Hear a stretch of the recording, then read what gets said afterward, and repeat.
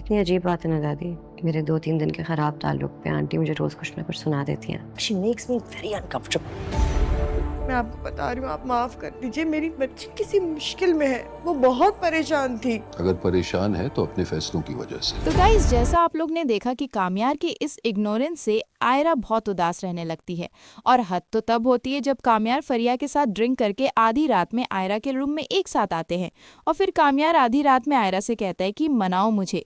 मतलब आधी रात में खुद ड्रिंक करके आता है और आयरा से मनाने के लिए बोलता है। और फिर कामयार कहता है कि मैं तुम्हारे वजह से बर्बाद हो रहा हूँ, मुझे बर्बाद करने से रोक लो। तो आयरा उसकी बात मान लेती है और उसे मनाती है। फिर कामयार नहीं मानता। मतलब कामयार चाहता क्या है।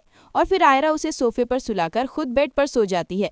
दोनों एकदम बच्चे की तरह लड़ते रहते हैं। और हंसी तो तब आती है जब कामयार आयरा से बोलता है, तुम ऐसे बात करोगी मुझे? तो आयरा बोलती कि तुम 5 वक्त के नमाजी हो या मदरसे चलाते हो।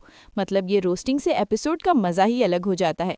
और ऐसी एक्टिंग सिर्फ हनिया अमीर ही कर सकती है, क्योंकि ये ओवर एक्टिंग सिर्फ हनिया अमीर पर ही अच्छी लगेगी। और कामयार सारी रात सोता नहीं, और जब वो सुबह सुबह बाहर निकलता है तो उसकी दादी बोलती कि बेटा इतनी जल्दी उठ गए, वाह आयरा ने बहुत जल्दी सुधार दिया।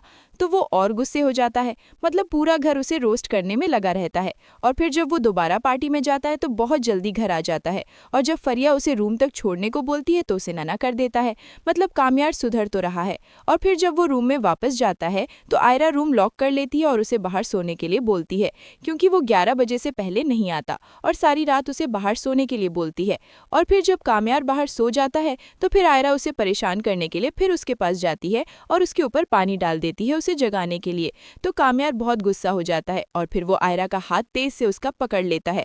उसके हाथ में चोट लग जाती है।